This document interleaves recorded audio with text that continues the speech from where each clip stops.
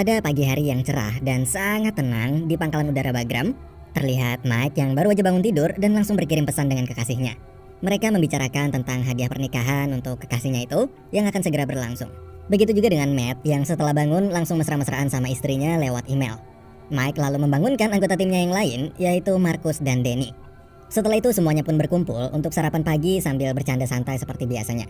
Gak lama kemudian, mereka semua dipanggil untuk rapat karena tim mereka yang bernama Red Wings terpilih untuk menjalankan misi kali ini. Rapat yang sangat panjang itu membahas tentang titik-titik lokasi misi mereka nanti, yang mana lokasinya berada di daerah pegunungan. Di sisi lain terlihat kelompok pemberontak Taliban yang dipimpin oleh pria bernama Ahmad Shah. Ahmad Shah mempunyai seorang anak buah sebagai tangan kanannya yang bernama Tarak. Pada saat itu, mereka sedang mengeksekusi salah satu warga di desa tersebut karena ketahuan membantu tentara Amerika. Setelah pasukan Red Wings selesai dengan rapatnya, mereka semua berkumpul untuk makan siang bersama sambil membicarakan strategi untuk membunuh target pada misi kali ini, yaitu Ahmad Shah. Singkat cerita, mereka semua mempersiapkan peralatan masing-masing, mulai dari senjata-senjata, amunisi, serta komponen-komponen lain. Setelah itu, mereka pun berangkat menggunakan sebuah helikopter, dan misi pasukan Red Wings itu pun dimulai. Pada pagi hari yang masih sangat gelap itu, akhirnya mereka berempat tiba di titik lokasi pegunungan. Mike, Matt, Danny, serta Marcus pun turun satu persatu. Setelah helikopter itu pergi, mereka akhirnya mulai bergerak. Di sepanjang perjalanan, Danny selalu mengabarkan titik demi titik lokasi yang telah mereka lewati ke markas pusat agar kondisi mereka bisa selalu terpantau. Mulai dari titik bernama Myler, kemudian Corona, dan Heineken. Namun saat sampai pada titik terakhir, ternyata jaringan tiba-tiba mendadak hilang. Setelah itu satu persatu dari mereka mulai berpencar. Namun saat Marcus sedang mengintai pasukan Taliban di bawah, di situ ia menyadari bahwa posisi mereka saat ini tak bisa melihat target dengan jelas. Mike pun memutuskan untuk pindah lokasi ke tebing lainnya. Setelah tiba di tebing yang lebih tinggi itu, akhirnya mereka dapat memantau pergerakan Taliban dengan jelas. Mike kemudian mulai mengeluarkan teropongnya. Di bawah sana ia melihat pasukan Taliban yang jumlahnya sangat banyak. Setelah lama mencari, Mike akhirnya dapat menemukan Ahmad Shah yang menjadi target utama mereka. Marcus yang sebagai sniper di situ pun berencana untuk langsung menembak Ahmad Shah. Namun Mike melarangnya karena mereka masih harus menunggu perintah dari markas pusat terlebih dahulu. Sedangkan sinyal saat itu benar-benar hilang. Mike lalu memerintahkan timnya untuk berjaga terlebih dahulu sampai radio mereka dapat terhubung lagi. Waktu pun terus berlalu, tak ada yang dapat mereka lakukan selama belum ada perintah masuk. Mereka hanya bisa menunggu dan bersembunyi di situ. Sebagian ketiduran, sebagian berjaga-jaga, hingga tiba-tiba Danny melihat ada pergerakan di sana. Mereka semua pun langsung terbangun karena melihat adanya kambing-kambing yang muncul. Gak lama setelah kambing-kambing itu datang, ternyata di belakangnya juga ada 3 orang pengembala kambing tersebut. Semua pun langsung panik dan bersiap menembak karena takut persembunyian mereka ketahuan. Lalu saat 3 orang itu sudah di depan mata, mereka semua langsung keluar dan segera menyergapnya. Namun mereka kesulitan berkomunikasi karena sama-sama gak ngerti bahasa satu sama lain.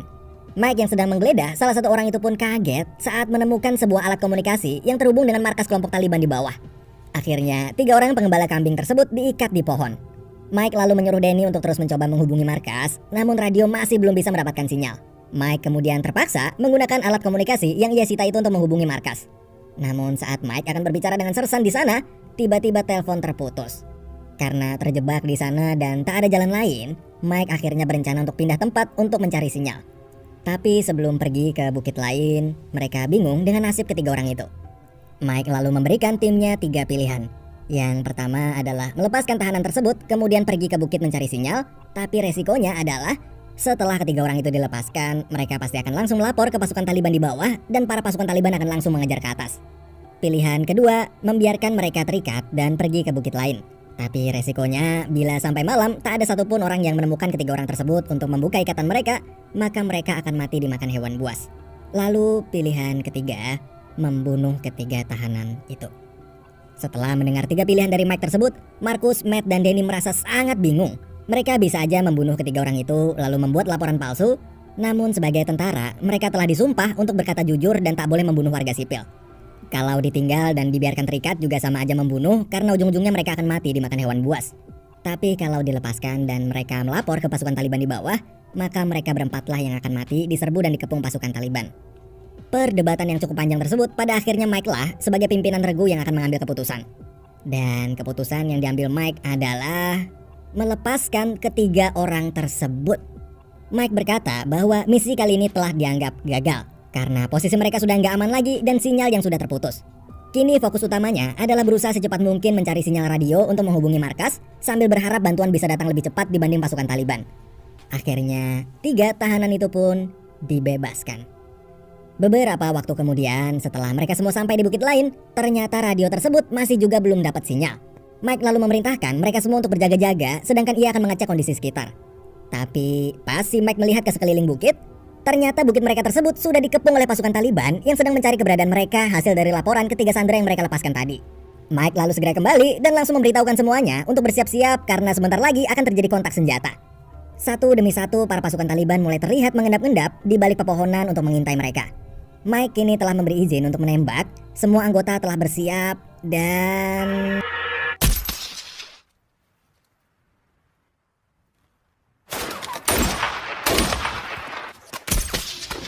Setelah berhasil menembak pengintai tersebut, tiba-tiba muncul para pasukan Taliban yang begitu banyak. Lalu perang terbuka pun dimulai.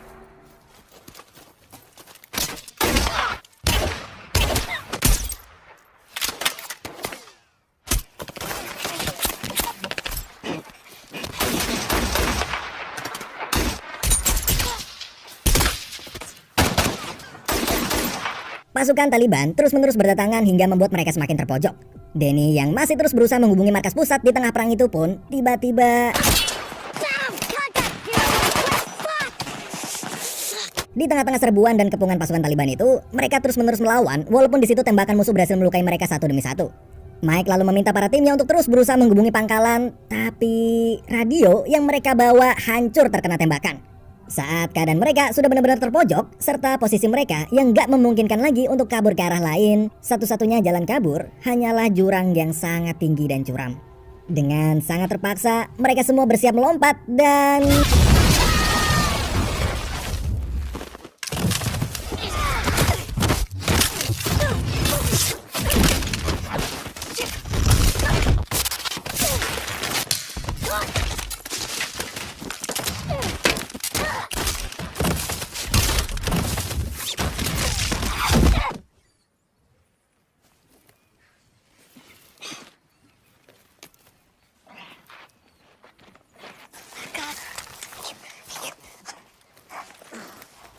Mereka semua pun berhasil selamat. Di beberapa menit yang tenang itu, sekilas mereka merasa kalau mereka telah berhasil lolos dari kepungan pasukan Taliban. Tapi Marcus yang sedang memeriksa keadaan di atas...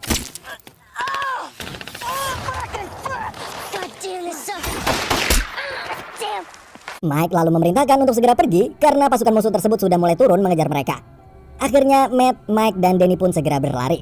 Setelah Marcus berhasil menyingkirkan musuh-musuh yang turun ke bawah, ia kemudian mulai berlari menyusul mereka. Di situ Danny yang sedang berlari pun mulai merasakan kaki serta badannya yang terluka parah. Ia berusaha untuk berlari sekuat tenaga, namun pada akhirnya ia terjatuh dan tertinggal. Beruntungnya Marcus datang lalu segera membantunya berlari. Setelah mereka semua berhasil sembunyi di bebatuan, namun di situ psikologi Danny mulai kacau, yang membuat dia terus-menerus mengoceh tak terkendali dengan suara yang sangat keras hingga membuat posisi mereka ketahuan.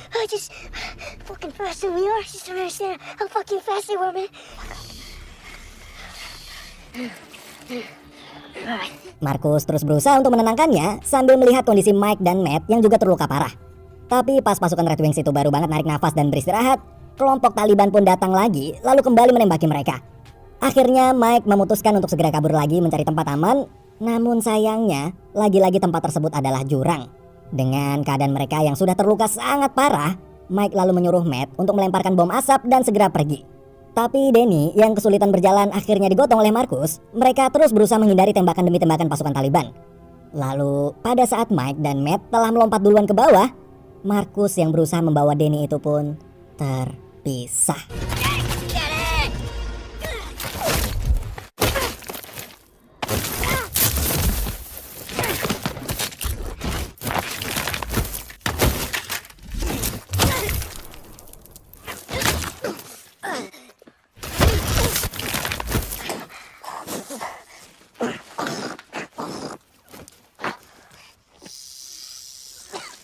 Saat berada di bawah, keadaan pun terlihat sudah sangat kacau. Mulai dari Danny yang tertinggal sendirian di atas, Marcus yang kesulitan mendengar akibat benturan di kepalanya, dan Matt yang terluka parah. Namun di posisi tersebut, tiba-tiba sinyal mulai muncul walaupun masih kecil. Kemudian Mike memerintahkan Matt untuk membackupnya dan Marcus yang akan menjemput Danny yang tertinggal di atas. Saat akan naik, keadaan di sana pun benar-benar udah sangat kacau karena para pasukan Taliban telah mengepung mereka lagi hingga Marcus dan Mike tak bisa bergerak kemana-mana. Akhirnya di momen itu, Mike sebagai seorang pemimpin tim memutuskan untuk mengorbankan dirinya untuk menghubungi markas pusat dari atas tebing sana yang mungkin sinyal di sana akan lebih baik walaupun tak ada jaminan. Mendengar hal itu, Markus berusaha menahannya, tapi keputusan Mike sudah bulat karena tak ada jalan lain lagi. Kemudian ia memberikan sisa amunisi terakhirnya pada Markus, lalu berkata bahwa Never out of the fight. Mike dengan cepat berjalan ke atas sendirian, sementara Matt dan Markus membackup dari belakang. Setelah Mike berhasil sampai di atas, ia lalu mengeluarkan telepon satelitnya dan mulai menghubungi markas. Di situ ia mengatakan bahwa timnya saat ini sedang terpojok dalam kontak senjata melawan Taliban. Mike juga meminta pasukan bantuan untuk segera datang menyelamatkan mereka, namun karena Mike tak tahu di mana titik koordinat mereka, maka Mike hanya bisa menyebutkan ciri-ciri lokasinya aja. Di atas tebing yang sama sekali tak ada tempat untuk bersembunyi, Mike terlihat begitu senang karena setelah selama ini mereka kesulitan sinyal, kini ia telah berhasil menghubungi pangkalan dan meminta bantuan. Namun, posisi Mike di situ membuat kelompok Taliban dengan mudah menemukannya. Begitupun dengan Denny yang tertinggal sendirian di atas itu, terlihat sudah tak berdaya lagi. Hingga akhirnya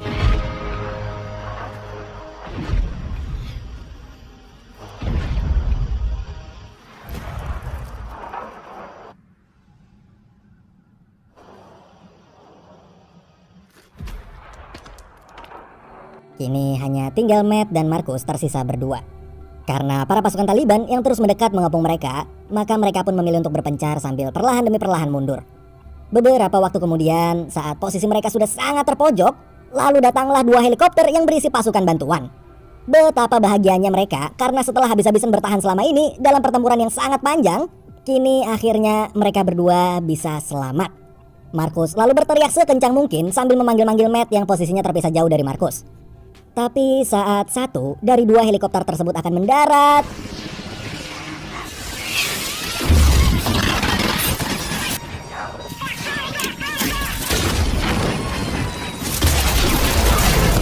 melihat hal itu, helikopter yang satunya lagi pun jadi sangat panik. Hingga sang pilot pun membelokkan kemudinya dan lalu pergi kabur dari medan tersebut karena merasa posisi mereka tak aman. Pasukan helikopter bantuan itu akhirnya kembali lagi ke markas dan meninggalkan Markus bersama Matt yang masih terjebak di pertempuran di bawah sana. Matt, Markus yang ditinggalkan di situ pun terlihat sangat kecewa. Kemudian Matt yang terpisah sendirian dari Markus tiba-tiba bertemu lagi dengan pasukan Taliban yang kembali mengepungnya. Di situ Matt yang sudah sangat kacau berusaha sekuat tenaga untuk terus-menerus melawan para pasukan Taliban. Dengan penuh luka di tubuhnya dan senjatanya yang tersisa hanyalah sebuah pistol, hingga akhirnya peluru pistol Matt habis. Di tengah hutan, sendirian, melawan puluhan pasukan Taliban itu, Matt hanya bisa terdiam dan bersandar di sebuah pohon. Di sisi lain, Markus yang sedang mencari keberadaan Matt, ia terkena tembakan misil RPG hingga membuatnya terpental jatuh ke bawah. Pasukan Taliban yang melihatnya langsung segera turun untuk memeriksa keberadaan Markus tersebut. Beruntungnya, Markus di situ langsung mengambil senjatanya, kemudian segera bersembunyi di balik bebatuan. Tapi di saat Markus yang sedang bersembunyi, terlihat sebuah helikopter yang akan menyelamatkannya. Namun karena mereka tak menemukan keberadaan Markus dan yang lain, akhirnya mereka pun menganggap bahwa para tim Red Wings telah gugur dan segera pergi meninggalkannya lagi. Di persembunyian, Markus yang merasa sudah mencapai batas kesadarannya pun tanpa sadar ia tertidur. Esok hari tiba. Markus yang mulai terbangun dari tidur mulai merasakan luka yang begitu banyak di seluruh tubuhnya. Perlahan demi perlahan, ia mulai mengobati luka-luka tersebut.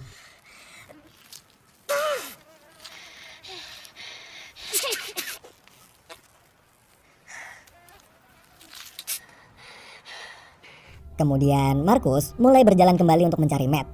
Dan saat di perjalanan itu, betapa bahagianya dia saat ia menemukan sebuah rawa. Di situ, ia langsung menceburkan diri, minum sebanyak mungkin dan membersihkan luka-lukanya di dalam air. Setelah hampir 2 hari lamanya ia berperang, akhirnya ia pun dapat minum air dengan puas. Namun tak lama setelah itu, Markus kaget saat melihat warga sipil setempat. Markus yang terkejut pun langsung segera mengeluarkan granat untuk mengancamnya. Tapi warga itu meminta Markus untuk tetap tenang karena kelompok Taliban sebentar lagi akan datang. Sekilas Markus tak percaya pada warga tersebut. Namun karena terdesak kelompok Taliban yang posisinya sudah sangat dekat, Markus pun memilih untuk percaya dan ikut pergi bersama mereka. Setelah itu Markus dibawa ke sebuah desa. Di sana terlihat banyak orang yang memandangi Markus dengan tatapan yang begitu sinis. Ia lalu dibawa masuk ke rumah orang tersebut untuk menyembunyikannya dari kejaran para pasukan Taliban. Di dalam rumah itu, Markus yang masih tak percaya dengan warga di sana pun masih terus-menerus mengancam mereka dengan sebuah granat. Namun pria tadi terus berusaha menenangkan dan meyakinkan Markus untuk percaya pada keluarga tersebut. Awalnya Markus merasa heran kenapa ada orang Afghanistan yang mau menolong orang asing asal Amerika sepertinya. Tapi karena sudah tak ada pilihan lain, Markus akhirnya memilih percaya pada mereka dan kemudian ia mengeluarkan sebuah peta lalu meminta tolong pada pria itu untuk memberitahukan keberadaannya ke pangkalan militer Amerika yang ada di Bagram. Kemudian setelah salah satu warga di situ pergi mengantarkan surat tersebut, di luar rumah terdengar sedang terjadi keributan. Ternyata para pasukan Taliban sudah mengetahui keberadaan Markus di desa tersebut. Mereka langsung mengacak-ngacak rumah satu demi satu sampai pada akhirnya mereka berhasil menemukan Markus. Markus pun langsung segera diseret menuju tempat pemenggalan.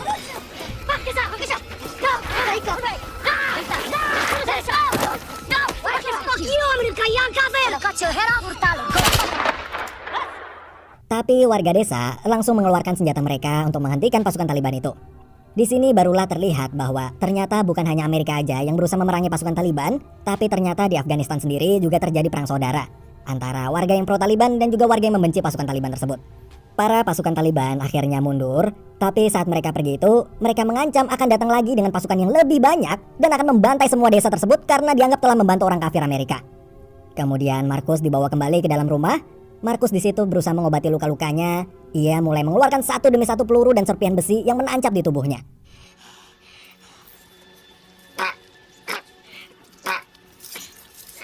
Karena rasa sakit yang teramat perih, Markus pun pingsan. Keesokan harinya saat ia tersadar, ia lalu diberi makan dan minum sambil mengobrol tentang Amerika dengan pria penyelamatnya tersebut. Betapa lahapnya dia karena sudah hampir 3 hari lamanya ia tak makan sama sekali selama pertempuran. Walau kesulitan berkomunikasi karena perbedaan bahasa, mereka berdua pelan-pelan mulai bisa saling memahami satu sama lain. Markus lalu bertanya kenapa warga Afghanistan mau membahayakan diri untuk menolongnya padahal ia hanyalah orang asing Amerika. Mendengar pertanyaan tersebut, pria itu pun menjawab bahwa bagaimanapun juga Markus adalah tamunya dan agamanya menyuruh untuk memuliakan seorang tamu. Namun di situasi yang tenang dan saat mereka berdua sedang mengobrol, semua penduduk di sana pun panik karena serangan dadakan para pasukan Taliban itu. Di sisi lain di pangkalan Bagram, warga yang sebelumnya diutus untuk mengirimkan surat telah berhasil sampai dan surat tersebut telah dikonfirmasi kebenarannya oleh markas tersebut. Para pasukan militer di sana pun semua mulai bersiap-siap untuk menjemput Markus. Akhirnya tim demi tim berangkat menggunakan helikopter tempur mereka. Sedangkan di desa terlihat sudah sangat kacau.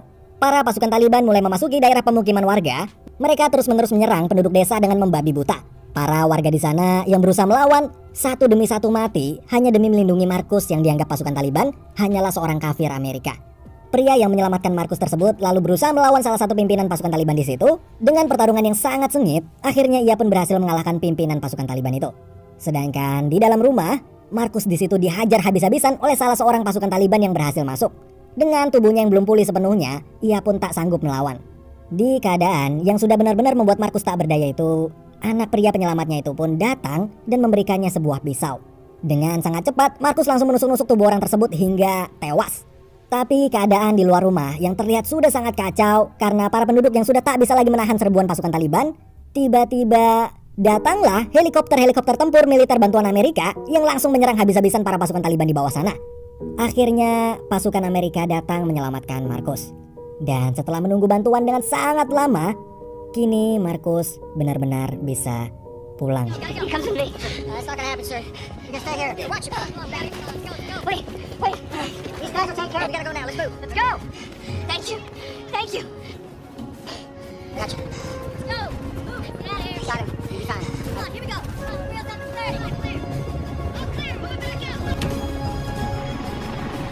Di dalam helikopter itu, Markus dioperasi di tengah perjalanannya menuju markas. Dan di tengah kesadaran yang perlahan demi perlahan mulai hilang, ia mengingat pengorbanan